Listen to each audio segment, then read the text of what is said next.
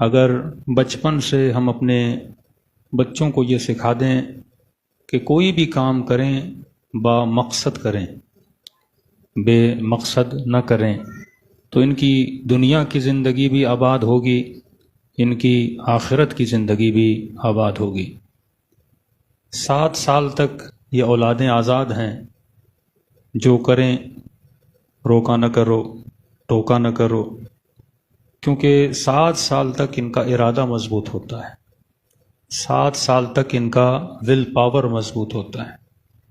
اگر خدا نخواستہ کسی ماں نے، کسی باپ نے 7 ایئرس تک اپنی اولادوں کو، بچوں کو ایک جبر والے ماحول میں رکھا تو سمجھ لیں اس کی پوری زندگی کی صلاحیتوں کو تباہ و برباد کر دیتے ہیں۔ تو ٹل 7 یہ بچہ آزاد ہے، کبھی کھیلتا ہے، کبھی گلاس توڑتا ہے، کبھی بدتمیزی کرتا ہے، ہاں پیار سے سمجھاؤ، لیکن ایسا ماحول نہ بناؤ جو جبر والا ماحول ہوتا ہے، جو زبردستی والا ماحول ہوتا ہے۔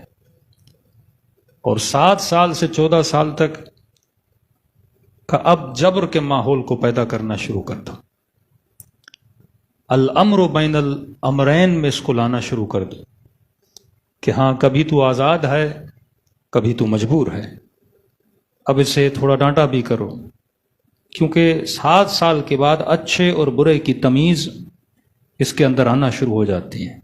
اسے بتاؤ کہ بڑے کا احترام کیا ہے، اسے بتاؤ کہ کائنات کی خلقت میں جتنی چیزیں دیکھ رہا ہے وہ کسی نہ کسی ہدف سے بنی ہیں۔ تو ایک سختی کا ماحول شروع کر دو، لیکن جب 14 سال کا ہو جائے، سن بلوغ میں داخل ہونے لگے، اب سن بلوغ مرد اور عورت کے لیے ڈفرنس ہے، لیکن تربیت کے آداب سیم ہیں۔ جب 14 سال کا ہو جائے تو مولانا فرماتے ہیں اب اسے اپنا وزیر بنانا شروع کر دو، مطلب احساس ذمہ داری اسے دو، گھر کے معاملات میں اس سے مشورہ لو کہ بیٹا وہاں پہ گھر خرید رہے ہیں، اچھا ہے برا ہے، گاڑی خرید رہے ہیں، اچھی ہے بری ہے، اس سے ایڈوائز لینا شروع کر دو، تاکہ اب یہ اپنے ذہن سے چیزوں کو کریٹ کرنا شروع کر دے، کیونکہ وہ اللہ کی سب سے بڑی طاقت جو شان بشر ہے، جس کا نام عقل ہے، کہ فرماتے ہیں قیامت کے دن کچھ لوگوں کو لایا جائے گا، اللہ کہے گا جہنم میں پھینک دو، سوال کریں گے پروردگارا ہمارا گناہ کیا ہے؟ اللہ کی آواز آئے گی تم نے میرے نبی کو قتل کیا ہے۔ کہیں گے خدایا ہم 2002 میں پیدا ہوئے، 15 میں، 7 میں، 90s اور 80s اور 70s میں پیدا ہوئے، ہم نے کب تمہارے نبی کو قتل کیا؟ ہم نے تو نبی دیکھا ہی نہیں، قتل کرنا تو دور کی بات۔ تو اللہ کی آواز آئے گی میرا ایک نبی ایکسٹرنل ہے، ایک نبی انٹرنل ہے، ایک باہر والا نبی ہے، ایک اندر والا نبی ہے، تو نے میرے باہر والے نبی کو نہیں، اندر والے نبی کو قتل کیا۔ پھر سوال کریں گے پروردگارا یہ اندر والا نبی کون ہے؟ آواز آئے گی تم نے اپنی عقل کو قتل کیا تھا۔ ہاں؟ یہ عقل جو خدا نے آپ کو دی ہے یہ نبی باطن ہے، یعنی عقل اگر کہے کہ یہ چیز بری ہے اور بندہ اسے انجام دے، وہ گویا عقل کو کیا کر رہا ہے؟ قتل کر رہا ہے۔ کہ 14 سال کے بعد اس کی عقل کو پروان چڑھانا شروع کر دو۔ 14 سال کے بعد انسان کے وجود میں عزت نفس جنم لیتی ہے، جسے سیلف اسٹیم کہتے ہیں، جسے سیلف ریسپیکٹ کہتے ہیں۔ ایسا نہ ہو اپنے 15 سال کے بچے کو یا بچی کو لوگوں کے سامنے تھپڑ مار دو، یا کوئی گندی گالی سنا دو، یا 4 لوگوں کے سامنے اس کی کانوں کی کھچائی کر دو۔ اس کے اندر سیلف اسٹیم ہوتی ہے، عزت نفس ہوتی ہے۔ اس اولاد کو پھر ماں باپ سے نفرت ہو جاتی ہے، کیونکہ اگر اس کی عزت نہیں کرو گے یہ تیری عزت قلباً نہیں کرے گا۔ معصوم فرماتا اب یہ محترم بنا ہے کیونکہ اس کی عقل کیا چڑھ رہی ہے؟ پروان چڑھ رہی ہے۔ اور قیامت کے دن سوال اسی عقل سے کیا جائے گا۔ تم نے ہادی چننا ہے عقل کے ذریعے سے، تم نے ولی کا انتخاب کرنا ہے عقل کے ذریعے سے، تم نے راہ حسین پہ چلنا ہے عقل کے ذریعے سے۔ اسے آزاد چھوڑو میرے لال، یہ یزید کا راستہ ہے یا حسین کا راستہ ہے؟ اپنی عقل سے فیصلہ کر کہ کون سا راستہ بہتر ہے، یہ جمل کا راستہ ہے یا صفین کا راستہ ہے؟ اپنی عقل سے فیصلہ کر تم نے امام کس کو ماننا ہے۔ قیامت کے دن خدا یہ نہیں پوچھے گا تیرے مفتی اور مولوی نے کیا کہا تھا، اللہ یہ کہے گا بتا تیری عقل نے کیا کہا تھا، اور تو نے تابع عقل رہنا ہے۔ اگر اللہ کو سجدہ کیا ہے تو خدا یہ نہیں کہے گا تم نے مجھے سجدہ کیا تو شاباش و ماشاء اللہ اور جنت تیرے لیے تیار ہے کیونکہ تم نے لاکھوں سجدے کیے اور مجھے کیے۔ اللہ سوال یہ کرے گا مجھے بھی سجدہ کیا ہے تو کیوں کیا ہے؟ میں نے کسی بھی دین میں جبر نہیں رکھا تھا، لیکن ہاں یہ بات ضرور ہے میں نے عقل کو بیچ میں ضرور رکھا ہے۔ میں نہیں کہتا کہ مسلمان بنو یا ہندو بنو، میں نہیں کہتا شیعہ بنو یا سنی بنو، لیکن میں یہ ضرور کہتا ہوں عقل کی مانو، خلاف عقل نہ چلو، کیونکہ تمہیں میں نے گدھا نہیں بنایا، تمہیں میں نے گھوڑا نہیں بنایا، تمہیں میں نے چپکلی نہیں بنایا، تمہیں میں نے چوہا نہیں بنایا، میں نے تجھے انسان بنایا ہے۔ انسان انتخاب کا نام ہے، انسان عقل کا نام ہے، انسان تعقل کا نام ہے۔ اگر تیرا انتخاب عقلانی ہے تو تو جنت کا حقدار ہے۔ اگر تمہارا انتخاب غلط ہے، اب یہ دیکھیے انتخاب کا معاملہ بڑا عجیب ہے۔ امام کا انتخاب بھی صحیح ہو، بیوی کا انتخاب بھی صحیح ہو، کراچی میں کس محلے میں گھر لیتے ہو اس کا انتخاب بھی صحیح ہو، اسکول میں کس کے ساتھ دوستی کرتے ہو اس کا انتخاب بھی صحیح ہو، کسے اپنا ٹیچر بناتے ہو اس کا انتخاب بھی صحیح ہو، اور ممبر پر کس خطیب کو بٹھاتے ہو اس کا انتخاب بھی صحیح ہو۔ قومیں بگڑتی ہیں غلط انتخاب کی وجہ سے۔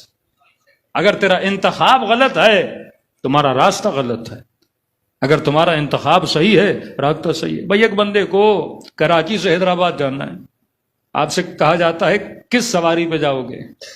ایک آدمی کہتا ہے بھائی خرچہ بچا لو مہران پہ چلا جاتا ہوں، ایک آدمی کہتا ہے خرچے کی پرواہ نہیں مجھے جلدی سے جلدی حیدرآباد پہنچنا ہے، کہتا ہے جو نئی سے نئی گاڑی ہے اس کا بندوبست کیا جائے پیسے میں دے دوں گا۔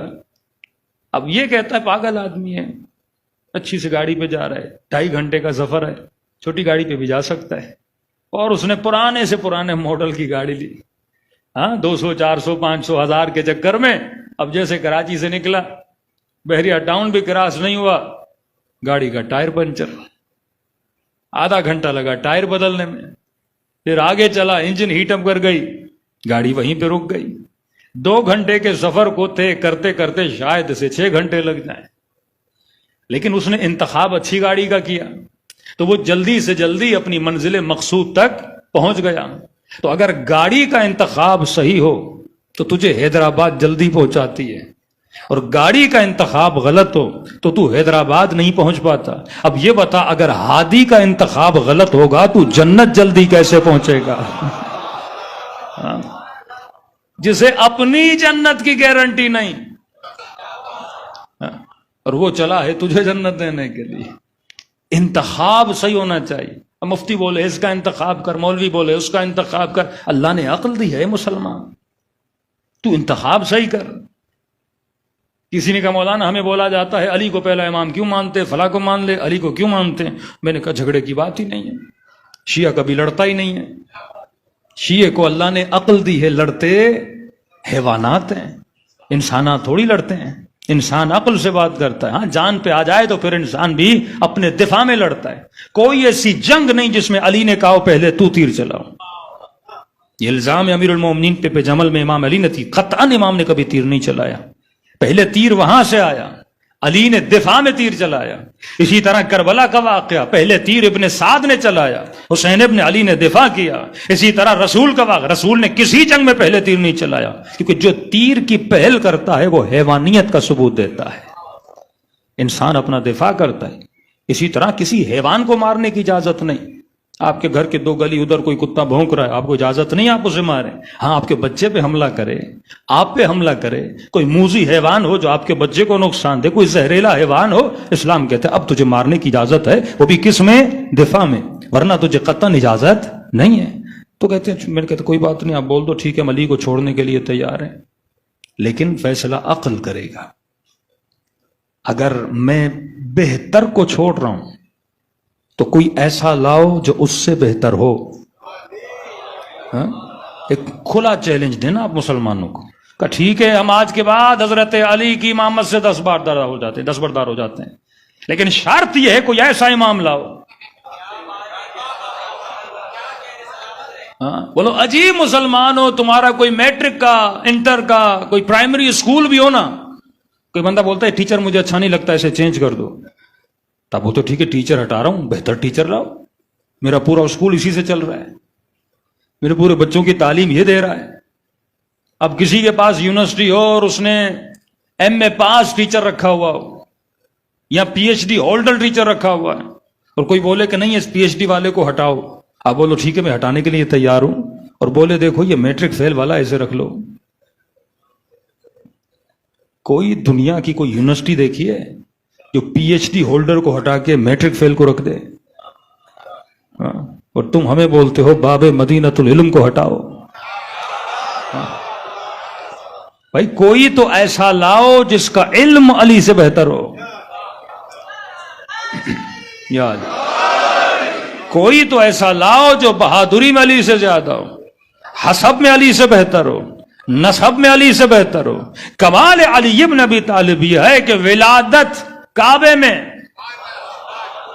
شہادت مسجد میں، جس مہینے میں شہادت ہوئی وہ مہینہ سب مہینوں سے افضل، جس رات میں ضربت لگی وہ رات تمام راتوں سے افضل، جس نماز میں شہادت ملی، پنجگانہ نمازیں ہیں نا، وہ نماز یعنی صبح کی نماز تمام نمازوں سے افضل، اور نماز کے جس رکن میں شہادت ملی سجدے کا رکن تمام ارکان سے افضل۔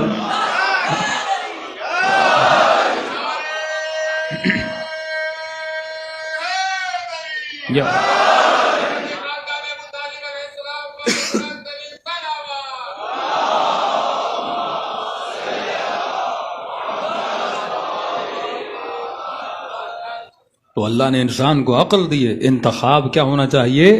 عاقلانہ۔ کئی مجلسوں میں ایک چھوٹی چھوٹی مثالیں دیتا ہوں، مثلاً اب بیمار ہو گئے، بیماریاں ہوتی ہیں دو طرح کی، کیونکہ انسان دو چیزوں کا مجموعہ ہے، روح اور جسم۔ ہدایت جسم کے لیے بھی ہے، ہدایت روح کے لیے بھی ہے۔ ہمارے افسوس سے کہنا پڑتا ہے بعض لوگ اپنے روحوں کو تو ہدایت دیتے ہیں، پھر جسموں سے فوکس ہٹ جاتا ہے۔ یہ دونوں چیز برابر ہے، ربنا آتنا فی الدنیا حسنہ وفی الآخرۃ حسنہ۔ نہ جسم پہ ظلم کرو نہ روح پہ ظلم کرو۔ اب بندہ بولے میں بڑا متقی ہوں شادی نہیں کروں گا، ہاں بڑی تقوی ہے میرے اندر میں شادی نہیں کروں گا، تو اگر شادی نہ کرنا تقوی ہوتی تو امام المتقین شادی کیوں کرتا؟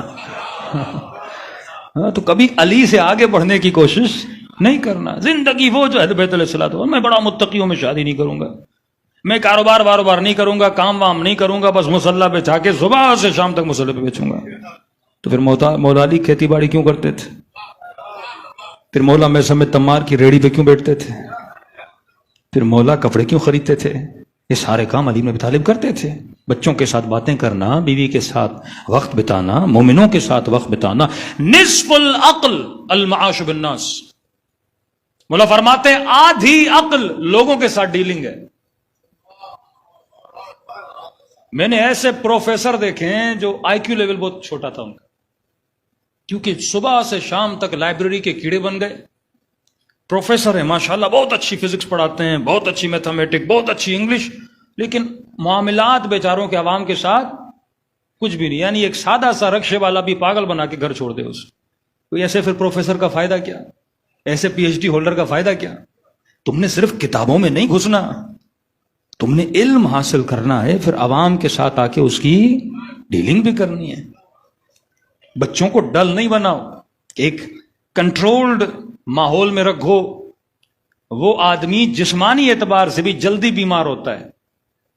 مائیکل جیکسن کا تو پتا ہے نا، اس نے کہا تھا میں 200 سال زندہ رہوں گا، اتنا کنٹرول اس نے رکھا، وہ دستانے پہنتا تھا، یہ بھی نہ لگے یہ بھی نہ لگے۔ اب جسم بن گیا نازک، وہ ممی ڈیڈی بچے ہوتے ہیں نا، ہاں تو جسم بھی ممی ڈیڈی بن جاتا ہے، ذرہ برابر اس کو کوئی بھی بیکٹیریا نہ لگے، کوئی بھی نہ لگے۔ اب جسم جب لڑنا نہیں سیکھے گا تو جسم کیا ہو جائے گا؟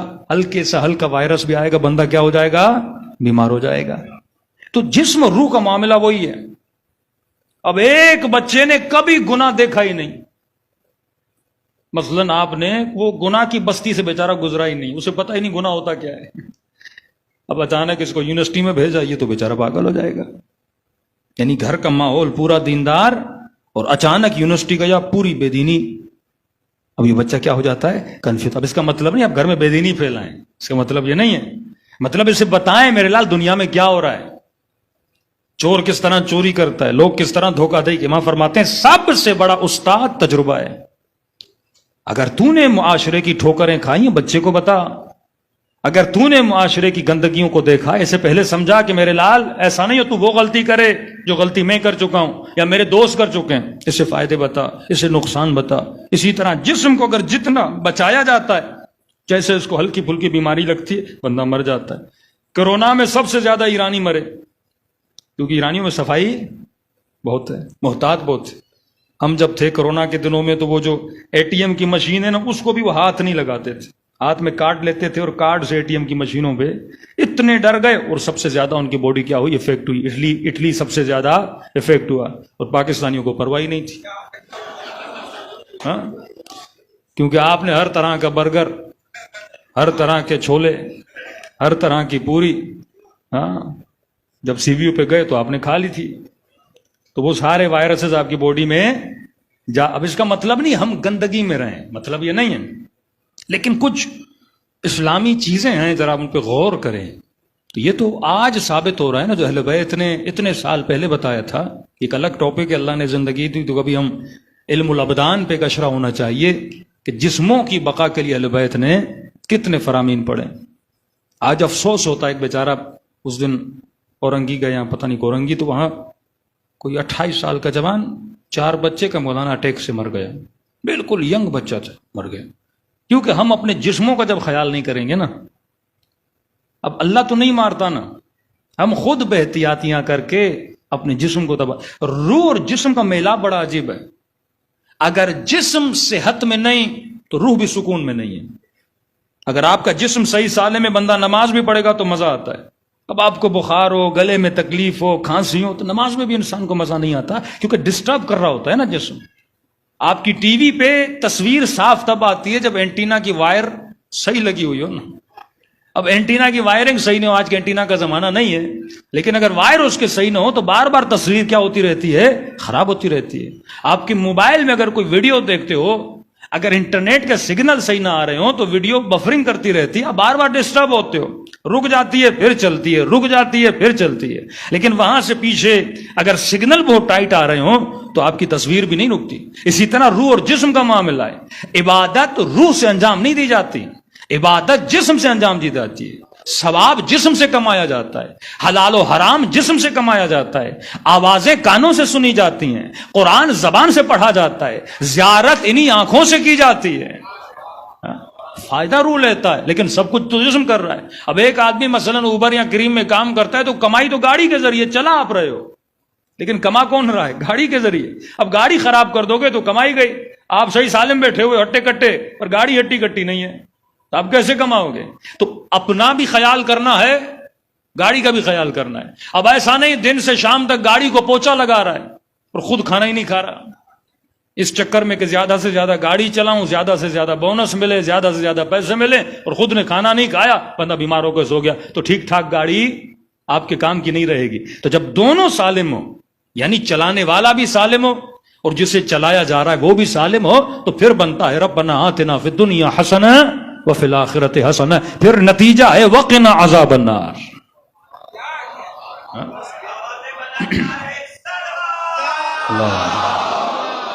صلی اللہ علیہ.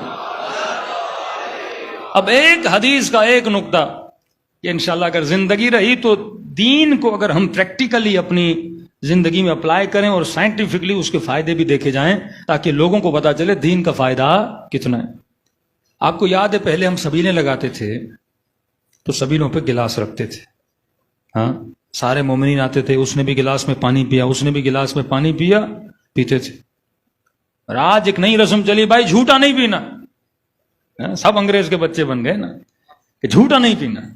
اور معصوم کیا فرماتے ہیں؟ مومن کے جھوٹے میں اللہ نے شفا رکھی ہے. اس کو آج میں سائنٹیفکلی پروف کروں گا کہ اللہ نے شفا کیسے رکھی. مومن کے جھوٹے میں اللہ نے وبا کوئی اور چیز، اس کے لیے معصوم نے کچھ دوری کا کہا ہے کہ اگر وبا کسی کو یعنی اتنی خطرناک بیماری ہو جائے وہاں پہ فرامین ہے، پھر تھوڑی تھوڑی دوری بھی اختیار کرو. لیکن نارمل مومنین ہے، کسی کا جھوٹا پینا شفا ہے. کیسے شفا ہے؟ یہ کورونا کے دنوں میں ثابت ہوا، بتا رہا ہوں کیسے. مثلا کسی آدمی نے پانی پیا تو اس کا لعاب دہن پانی میں لگا. اب مثلا میں نے پانی پیا، مجھے مثلا کوئی بخار ہے، کوئی بیماری ہے، میری باڈی میں کچھ وائرسز ہیں، بیکٹیریاز ہیں. اب جب میں نے پانی پیا نا تو وہ بیکٹیریا میرے لعاب دہن میں موجود ہیں. اب جب پانی پی کے پانی رکھتا ہوں، آدھا گلاس کیا تو وہ اس پانی میں مل گئے. پانی میں ملے تو اس میں حل ہو گئے. جب حل ہو گئے تو اس بیکٹیریا کا جو کمزور ترین بیکٹیریا تھا نا وہ اس پانی میں کیا ہوتا ہے؟ موجود ہوتا ہے. ٹھیک ہے، اب وہ آپ نے پیا تو اس مومن کا بیکٹیریا کس کی باڈی میں چلا گیا؟ آپ کی باڈی میں چلا گیا. یعنی کمزور ترین بیکٹیریا آپ کی باڈی میں چلا گیا. وہ آپ کی باڈی میں ویکسینیشن کا کام کرتا ہے. آپ کو پتا ویکسین کیا ہے؟ کبھی آپ یرقان کا ٹیکہ لگاتے ہیں، کبھی آپ پولیو کی ویکسین لگاتے ہیں، کبھی پتا نہیں یہ جھوٹی جھوٹی کرونا کی ویکسینیں آپ نے لگوا لی. تو یہ جو ویکسین آپ لگاتے ہیں یہ کیا ہوتی ہے؟ ویکسین کے اندر ایک وائرس ہوتا ہے جو کمزور ترین وائرس ہے، یعنی اتنا خطرناک نہیں ہے کہ آپ کو مارے. سمجھو ایک لولا لنگڑا ٹوٹا پھوٹا وائرس انہوں نے آپ کی باڈی میں بھیج دیا. اب جیسے باڈی میں جاتا ہے تو باڈی اسے پہچاننا شروع کرتی ہے اور اس سے لڑنا شروع کر دیتی ہے کہ کل اگر کوئی اسی قسم کا مضبوط وائرس آئے تو باڈی کو پہلے سے پتا ہو کہ دشمن ہوتا کیسا ہے، تو اس دشمن کو پہچان لے اور اسے کیا کر دے؟ باڈی ختم کر دے، قتل کر لے. اسی طرح جب مومن کا جھوٹا کھاتا ہے تو اس مومن کے جو بیکٹیریاز ہیں یا کمزور وائرسز ہیں وہ کس کے اندر جاتے ہیں؟ آپ کی باڈی کے اندر جاتے ہیں. وہ ویکسین کا کام کرتے ہیں. اب کل اگر کوئی مضبوط وائرس بھی آیا، اس وائرس کو آپ کی باڈی پہلے سے جانتی ہے تو آپ کبھی بیمار نہیں ہو گئے. مثلا 10 مومنین نے پانی پیا، آپ نے کوئی 15-30 مومنین کہے جھوٹا آپ نے کھا لیا تو ان کے جو کمزور بیکٹیریاز ہیں وہ آپ کی باڈی میں جاتے ہیں تو آپ کی باڈی سب سے زیادہ کیا ہو جاتی ہے؟ مضبوط ہو جاتی ہے.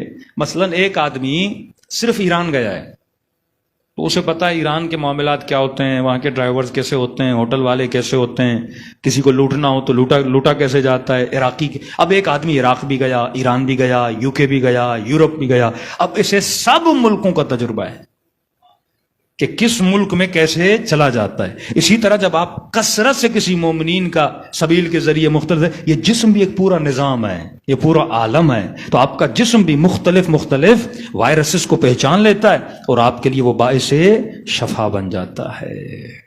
ہاں، کہ آج ہم دین سے جتنا آدمی دور جاتا ہے نا اتنا آدمی کی زندگی کیا ہوتی جاتی ہے؟ خراب ہوتی جاتی ہے. کیونکہ پاکستان میں عادت ہے مومن سبیل بھی پی لیتا ہے. پہلے ہوتا تھا ایک پلیٹ میں بیٹھ کے 4 مومنی نیاز بھی کھا لیتے تھے. ہاں، تو یہ باعث شفا صرف یہ نہیں کہ اللہ آسمان سے کوئی جادو کی چھڑی اتارے. شفا بھی ایک پریکٹیکل پروسیس ہے. جب کہتا ہے شفا ہے مطلب پریکٹیکل پروسیس ہے، وہ سائنٹیفکلی پروسیس ہے جو آپ کی باڈی میں ہوتا ہے. اب انسان آہستہ آہستہ تجربے کر کے ان مرحلوں پہ پہنچ رہا ہے اور باب مدینۃ العلم کو تو پہنچنے کی ضرورت نہیں ہے، وہ پہلے سے پہنچے ہوئے ہیں. ہاں؟ یا علی، وہ ہمارے سسٹم کو جانتے ہیں. قرآن نے یہ نہیں کہ اللہ کہتا ہے شہد میں نے شفا رکھی ہے. شفا کا مطلب بیماری پھر پلٹ کے نہ آئے. ایک ہوتا ہے علاج، معالجہ، سر میں درد ہوئی، گولی کھائی، درد چلا گیا، 6 دن کے بعد پھر آ گیا. شفا کا مطلب ہے بیماری پھر واپس پلٹ کے نہ آئے. اب شہد میں شفا رکھی. اب بیچارے فلسفہ سمجھو نا قرآن کا، شہد میں شفا کیوں ہے؟ پھر خدا خود بتاتا ہے کہ شہد کی مکھی مختلف پھولوں سے جا کے وٹامنز لیتی ہے، تغذیہ کرتی ہے، لہٰذا میں نے شفا رکھی. اب بیچارہ مومن بازار سے شہد خرید کا، مولانا میں نے تو 4-5 شیشیاں کھا لی، شفا ہی نہیں مل رہی. اور قرآن نے کہا شفا ہے. کیوں تجھے شفا نہیں مل رہی؟ کیونکہ یہ کیا کرتے ہیں؟ شہد کی مکھیوں کو شکر کھلاتے ہیں. اب شفا پھولوں میں ہے نا، ایک پریکٹیکل پروسیس ہے نا، اس پروسیس کو پورا کرو. ایک شہد کی متی 20 یا 26 کلومیٹر کا راؤنڈ مارتی. اس اتنے کلومیٹرز میں جتنے پھول ہوں گے، جتنے پھولوں سے وہ آب لے گی، اس میں اللہ نے کیا رکھی ہے؟ شفا رکھی ہے. جس طرح ملٹی وٹامن آپ کھاتے ہیں، آپ کو کیا ملتی ہے؟ شفا ملتی ہے. اب آپ نے شہد کی مکھی کو کیا کر لیا؟ قیدی کر لیا. شہد تو بنا رہی ہے پر بغیر شفا کے بنا رہی ہے. یہ پروسیس ہر چیز میں. نصف العقل المعاش بالناس. آدھی عقل لوگوں کے ساتھ اٹھنا بیٹھنا ہے. یہ تربیت کے آثار ہیں اہل بیت علیہ الصلوۃ والسلام کی. اب آتے ہیں انتخاب پر. انتخاب کسی کا بھی ہو وہ میری زندگی میں اثر رکھتا ہے. غلط امام کا انتخاب کیا بندہ جہنمی بن جاتا ہے. غلط مفتی کا انتخاب کیا بندے کی زندگی تباہ ہو جاتی ہے. ہاں کل ہی ہم ایک سادات سے ڈسکس ہو رہی تھی, انٹیریئر سندھ میں گاؤں ایک ہیں تو سارے سید پر کٹر قسم کے وہابی. اب ان کی نسل میں سے ان کا ایک بچہ شیعہ ہو گیا تو کہنے لگا ہمارے جو دادا تھے کہتے مولانا اتنوں کے نکاح انہوں نے پڑھائے. میں نے کہا کون سے نکاح؟ کہا وہ ریپیٹڈ نکاح. ان کا کیا مطلب؟ کہا اتنی نفرت کر, ہم چھوٹے بچے تھے ہمارے دادا, ہمیں اتنی نفرت شیعوں سے کہ پتہ نہیں کتنے بیچارے علم کے نیچے سے گزرے, سب کو بولا تمہارے نکاح ختم ہے. کہ صبح سے شام تک اس کے گھر پہ لائن ہوتی تھی, وہ لوگوں کے دوبارہ نکاح پڑھاتا تھا, دوبارہ نکاح پڑھاتا. اب سیدوں کی بات کر رہا ہوں. یعنی غلط مفتی کا انتخاب بھی انسان کی زندگی کو کیا کرتا ہے؟ تباہ کرتا ہے. غلط مولوی کا انتخاب بھی انسان کی زندگی کو کیا کرتا ہے؟ غلط ٹیچر اگر تم نے زندگی میں چنا, اسکول کے اندر غلط مہد تم نے اپنے لیے ڈھونڈا, غلط سوسائٹی میں تم نے گھر لیا. کئی لوگ اس لیے تباہ ہو گئے, مولانا فلاں جگہ پہ مثلا 15 لاکھ سستے میں گھر مل رہا تھا, ہم نے لے لیا. اب سستے 15 لاکھ کے چکر میں تم نے گھر تو لے لیا پر تمہاری نسلیں تباہ ہو گئی. بیٹا غلط دوستیوں میں پڑ گیا, بیٹی غلط چکروں میں پڑ گئی, زندگی تباہ ہو گئی. حق انتخاب خدا نے تجھے دیا ہے, لیکن تیرا انتخاب عاقلانہ ہونا چاہیے, عوامانہ نہیں ہونا چاہیے. جن کے انتخابات عوامانہ ہیں ان کی زندگی تباہ ہو جاتی ہے. جن کے انتخابات عاقلانہ ہیں. بچے کو کس یونیورسٹی میں بھیجنا ہے, بیٹی کو کس اسکول میں بھیجنا ہے, کون سا ٹیچر اسے دینا ہے. بچہ دشمن کا تھا پر ٹیچر اچھا ملا تو بندہ عاشق علی بن گیا. ہاں بیٹا یزید کا تھا نا, بیٹا ہارون کا تھا نا, پر دیکھو عاشق کس کا بنا؟ امام موسیٰ کاظم کا بنا. عاشق کس کا بنا؟ امام زین العابدین کا بنا. رسول سے لے کر اب تک لوگوں کے انتخاب ہیں جو ان کی قسمت کا فیصلہ کرتے ہیں. میں نے ایک سمپل سی مثال دی, میں نے کہا اگر 2 بیماریاں ہیں, جسم کی اور روح کی. جسم بیمار ہوتا ہے تو بندہ کس کے پاس جاتا ہے؟ جسم کے ڈاکٹر کے پاس. اب آپ کو شوگر ہے, آپ کا بی پی ہائی ہے, یا کسی کی آنکھیں خراب ہیں, تو میں نے بولا آئیے آپ کو بہترین ڈاکٹر کے پاس لے جاتا ہوں, ایسی دوا ہے, شفا ہی شفا ہے. اور آپ جیسے اس ڈاکٹر کی کلینک میں پہنچے آنکھیں بنوانے کے لیے, تو آپ نے دیکھا ڈاکٹر اندھا ہے. تو آپ کو کہ مولوی صاحب کہاں لائے ہو؟ جو اپنا علاج نہیں کر سکا وہ میرا علاج کیسے کرے گا؟ بعض لوگوں کو بالوں کا بڑا شوق ہوتا ہے, مولانا بال جھڑ گئے. میں نے کہا آؤ کراچی میں بہترین ڈاکٹر آیا ہے, ایسا تیل دیتا ہے, ایسی دوائیاں دیتا ہے کہ فوراً بال نکل آئیں گے. ہاں گلو گل شن و بہار ہو جائے گی آپ کے سر پہ. اور آپ جیسے اس ڈاکٹر کی کلینک میں گئے اور آپ نے دیکھا ڈاکٹر خود گنجا ہے, تو آپ بولو گے نا مولوی صاحب یہ کہاں لے کر آئے ہو مجھے؟ جس کی دوا اس کے سر پہ اثر نہیں کرتی تو میرے سر پہ کیسے کرے گی؟ اتنی عقل آپ کو ہے کہ کبھی بھی ایسے ڈاکٹر کے پاس نہیں جانا جس کی دوا اس کے لیے اثر انداز نہیں ہے, تو میرے لیے اثر انداز کیا ہوگی؟ تو میں نے کہا بندے خدا عقل سے پوچھ, یہ ہے جسم کی بیماری, کچھ ہیں روح کی بیماریاں. تو اگر جسم کا معالج ہے تو روح کا بھی تو کوئی نہ کوئی معالج ہوگا نا. پہلے کاغذ و قلم اٹھا, یہ ڈیفائن کر کے روح کی بیماریاں کیا ہیں, لکھ جو قرآن نے بیان کی. سب سے بڑی روح کی بیماری ہے شرک. سب سے بڑا گناہان کبیرہ میں سے جو گناہ ہے وہ گناہ شرک ہے. ہر گناہ کی معافی ہے, شرک کی معافی نہیں ہے. ہر گناہگار کے لیے شفاعت ہے, مشرک کے لیے شفاعت نہیں ہے. گناہان کبیرہ, کبھی وقت ملا 20 گناہان کبیرہ جو میرے چھٹے امام نے فرمائے کبائر, اس سے بندہ دوری کرے, صغائر سے خود بخود بچ جائے گا. سب سے بڑا گناہ مثلا گناہ شرک ہے جو روحانی بیماری ہے. بت پرستی, شراب کا پینا, جھوٹی قسمیں کھانا, کسی کی طرف زنا کی تہمت لگانا, گناہ کبیرہ میں سے. اب میں نے کہا روحانی بیماریوں کا علاج کے لیے بھی ایسا ڈاکٹر ہو جو خود ان گناہوں میں نہ پڑا ہو. اگر کسی نے کبھی شرک کیا ہے وہ میرا علاج کیسے کرے گا؟ اگر کسی نے کبھی بت پرستی کی ہے وہ میرا علاج کیسے کرے گا؟ اگر کسی نے کبھی شراب پی وہ میرا علاج کیسے کرے گا؟ اگر کسی نے کبھی جھوٹی شہادتیں اور جھوٹی قسمیں کھائی ہیں وہ میرا علاج کیسے کرے گا؟ تو اگر جسم کے لیے تجھے ایسا ڈاکٹر چاہیے جس کی دوا میں اثر ہو، تو روح کے لیے بھی ایسا ڈاکٹر ڈھونڈنا ہوگا جس نے کبھی خود گناہ نہ کیا ہو. یہ کلی فیصلہ ہے. تو میں نے کہا ہے مسلمان، جب بھی کسی صحابی کا نام آتا ہے آگے رضی اللہ عنہ آتا ہے، لیکن جب علی کا نام آتا ہے تو آگے کرم اللہ وجہہ آتا ہے. جب ہم نے تم سے پوچھا کہ یہ بتا علی رضی اللہ کیوں نہیں، علی کرم اللہ کیوں ہے، تو جواب تم نے خود دیا، کیونکہ سب کے چہرے بتوں کے سامنے جھکے تھے، علی کا چہرہ کبھی بتوں کے سامنے نہیں جھکا.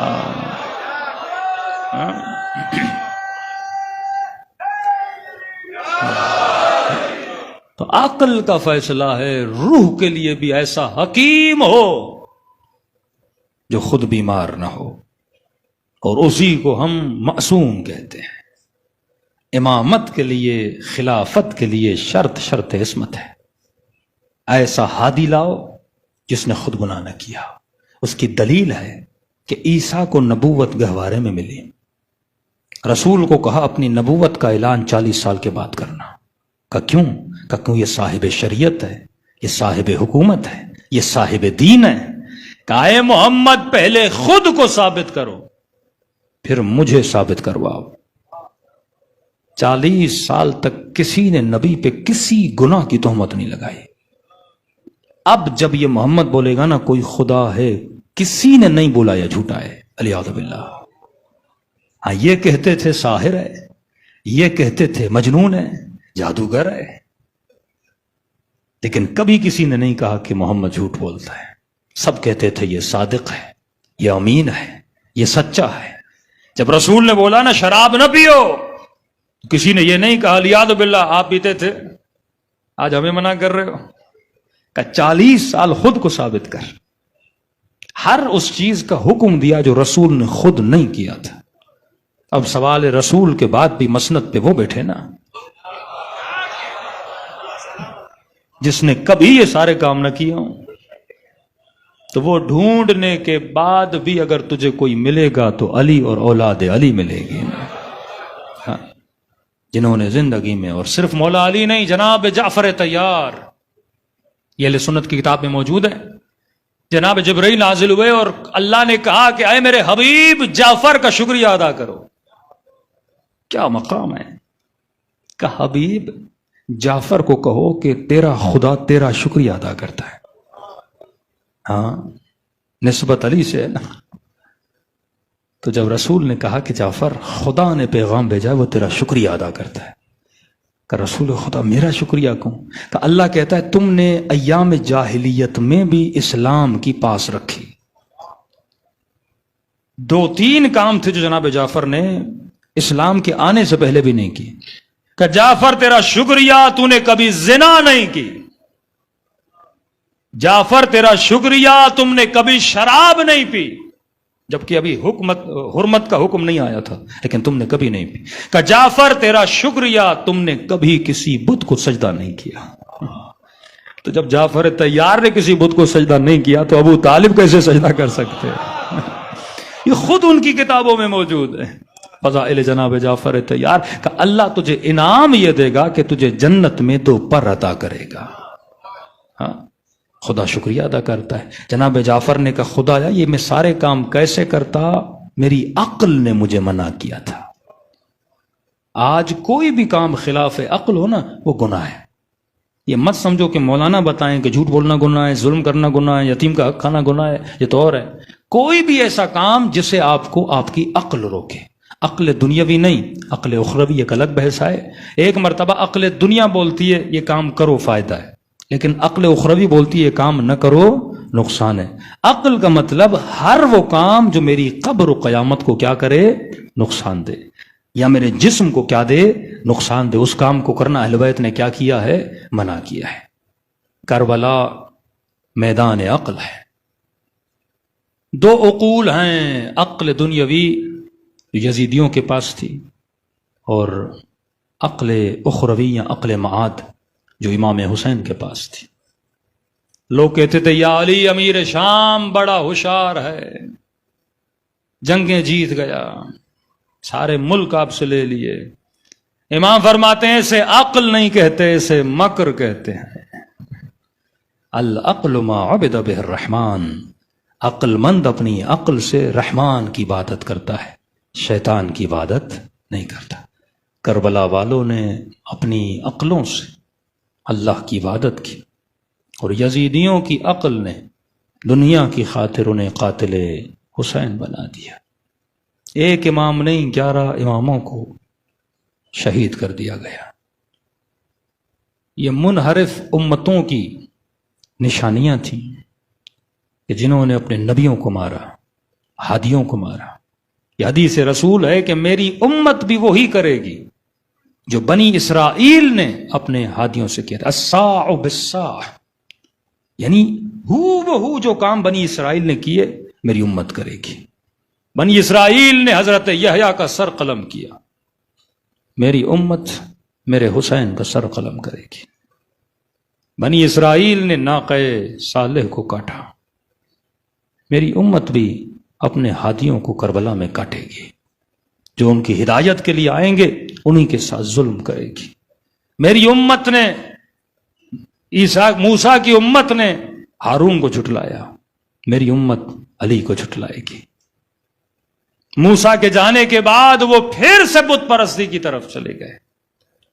یہ امت بھی محمد کے جانے کے بعد اسلام کے حقیقی چہرے سے کیا ہو جائے گی؟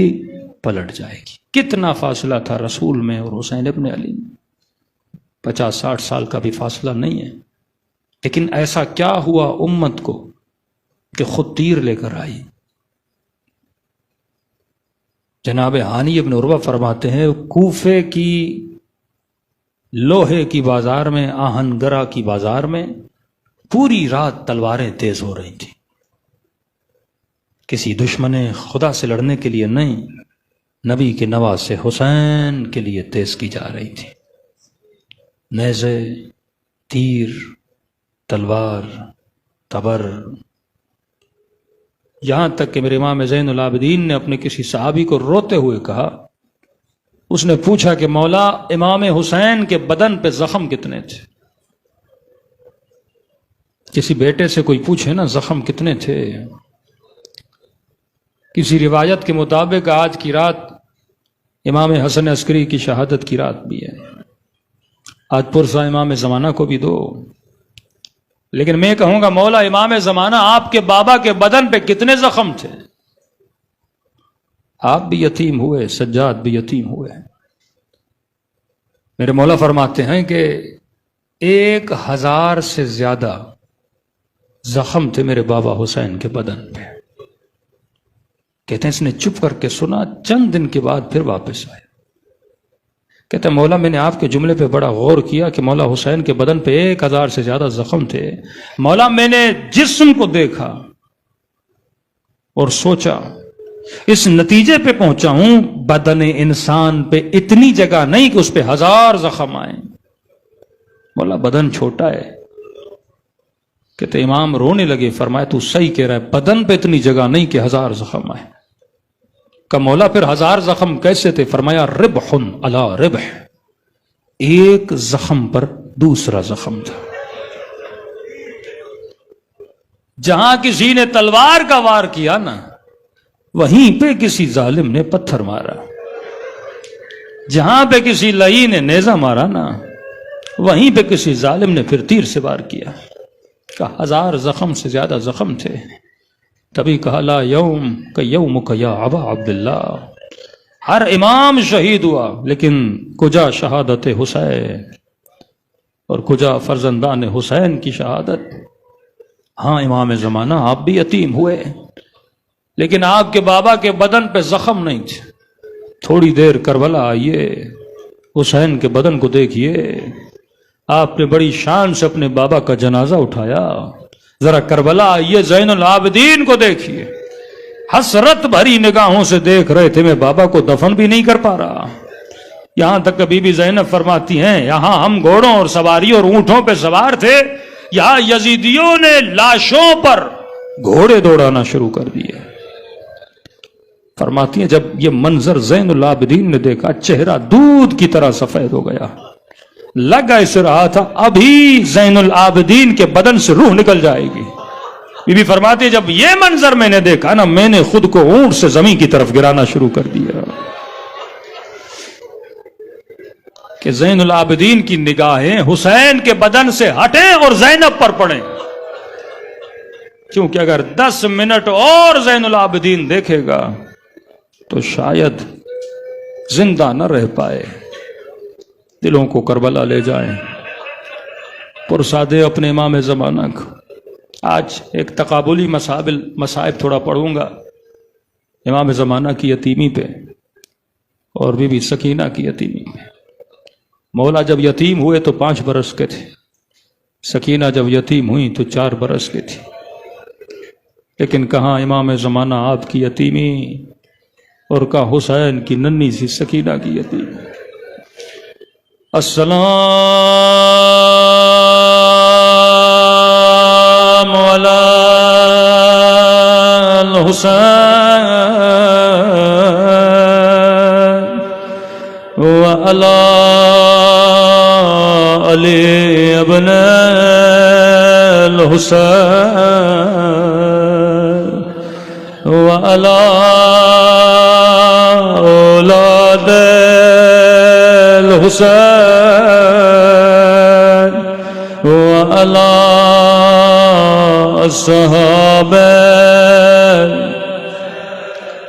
سب مل کے بلند آواز سے اپنے مولا کو سلام دے۔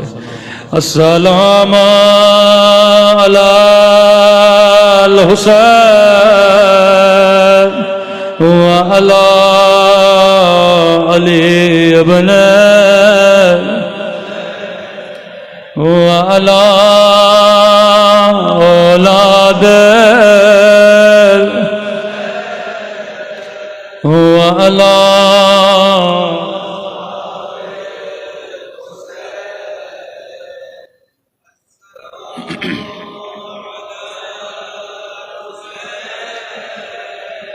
وعلی علی ابن وعلی اولاد الحسین وعلی الصحابہ۔ میرا سلام ہو اس درد بھرے منظر پہ جب سکینہ نے اپنے ہونٹوں کو بابا کی کٹی ہوئی گردن پہ رکھا تھا۔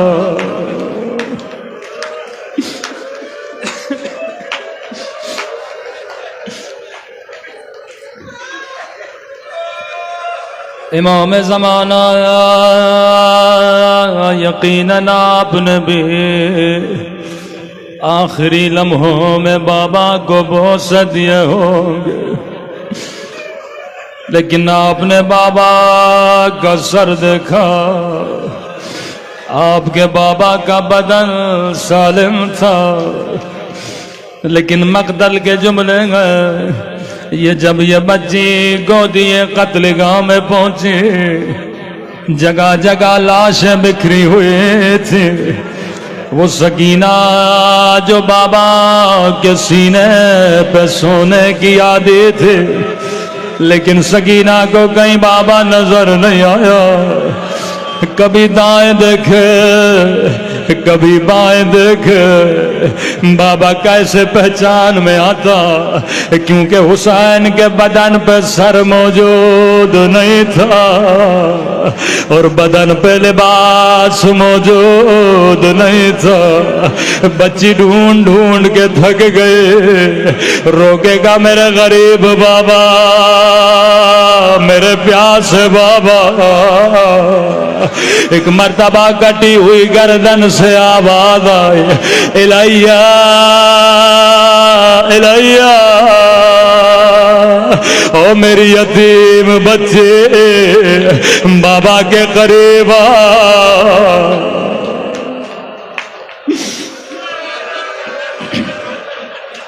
امام زمانہ آیا، کہاں آپ کی یتیمی، کہاں سکینہ کی یتیمی؟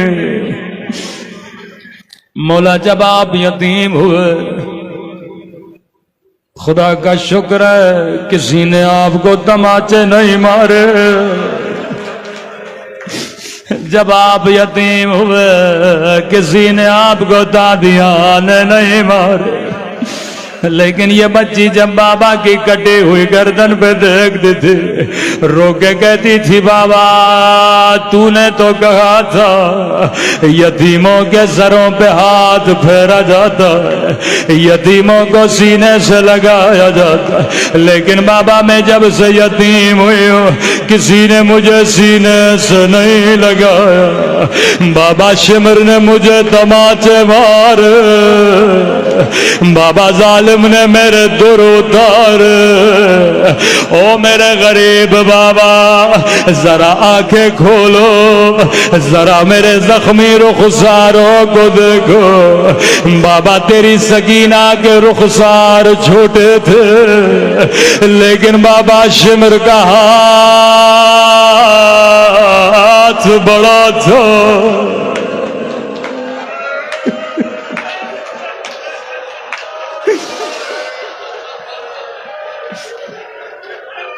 مولا امام زمان آیا، آپ بھی یتیم ہوئے، آپ نے بابا کا جنازہ اٹھایا، اپنے بابا کے جنازے پہ نماز پڑھائی، مولا بڑے ادب سے جنازے کو قبر میں اتارا، لیکن تھوڑی دیر کے لیے کربلا آئیے، گھوڑوں کو سم پہنائے گئے، حسین کے لاشے پہ گھوڑے دوڑائے گئے، رباب روتی رہی میرے حسین کا لاشا دھوپ میں پڑا ہے، بھلا میں سائے میں کیسے جاؤں؟ لشکر یزید کا سپاہی کہتا ہے جب ہم نے گھوڑوں کو سم پہنا، یہ کوئی عام گھوڑے نہیں تھے، کہا یہ میدان جنگ کے گھوڑے تھے۔ کہتا ہے مختار جب میں نے اپنے گھوڑے کو حسین کے بدن سے گزارا، مختار میں نے اپنے کانوں سے ہڈیوں کے ٹوٹنے کی آواز کو سنا تھا۔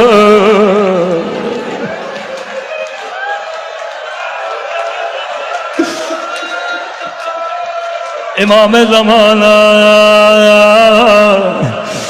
آپ کے بابا کا بدن سالم تھا، لیکن ہائے زینب کا بھائی، ہائے سکینہ کا بابا، ہائے امام زین العابدین کا بابا۔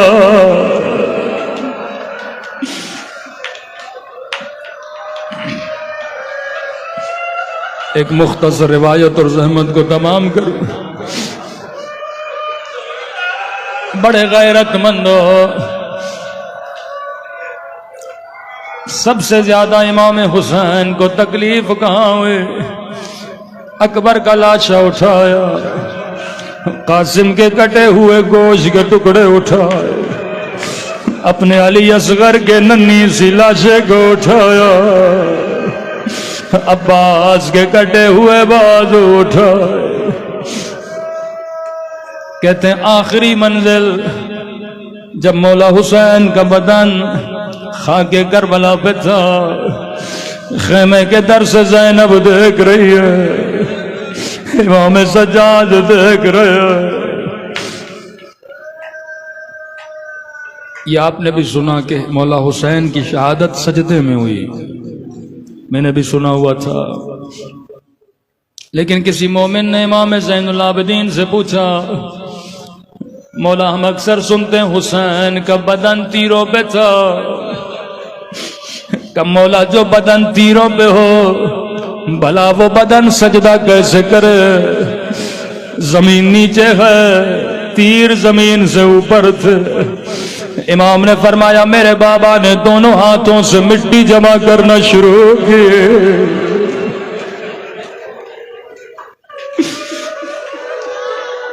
اتنی مٹی جمع کی کہ حسین کی پیشانی خاک کربلا پہ پڑ گئے۔ شیر خدا کا بیٹا ہے۔ آپ کئی بار سنتے ہیں حسین کا قاتل شمر ہے، کبھی سنتے ہیں سنان ہے، 3-4 لوگوں کے نام آتے ہیں کہ مولا 3-4 نام کیوں ہے؟ امام نے فرمایا کیونکہ سب گئے میرے بابا کے گردن کو کاٹنے کے لیے۔ ایک جاتا تھا وار کرتا تھا، پھر جرت نہیں ہوتی تھی واپس آتا تھا، پھر دوسرا جاتا تھا جرت نہیں ہوتی تھی کہ کوئی راضی نہیں ہوا۔ کسی نے کہا حسین زندہ ہے، کسی نے کہا حسین شہید ہو گئے۔ میں تفصیل سے پڑھنے کا عادی نہیں۔ ایک ملعون آگے بڑھا جس کا نام شمر ہے، کہنے لگا اگر جاننا ہے حسین زندہ ہے یا شہید ہو گئے، حسین کے قریب جاؤ، یہ آواز بلند کرو، پتہ لگ جائے گا۔ اس آواز نے میرے مولا حسین کے کلیجے کو آگ لگا دے۔ یہ لئی مولا حسین کے قریب گیا، آواز دے کے کہنے لگا خیموں کو آگ لگا لو، سیدانیوں کی چادر جھیلو۔ جیسے غیرت خدا نے آواز سنے، بڑی مشکل سے کھڑے ہونے کی کوشش کی، لیکن مولا فرماتے ہیں بدن سے سارا خون بہ چکا تھا۔ میرے مولا گھٹنوں کے بل کھڑے ہوئے، ایک مرتبہ دائیں طرف دیکھا، ایک مرتبہ بائیں طرف دیکھا، آواز دے کے کہا اینا اینا اخی ابا، اینا علی اکبر، اینا حبیب ابن مظاہر، او میرے شیرو کہاں ہو، عباس کہاں ہو۔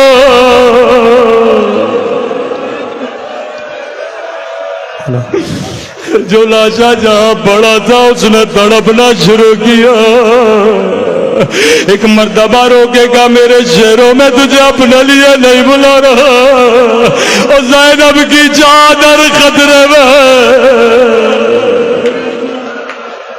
موت میں حسین اٹھ رہا۔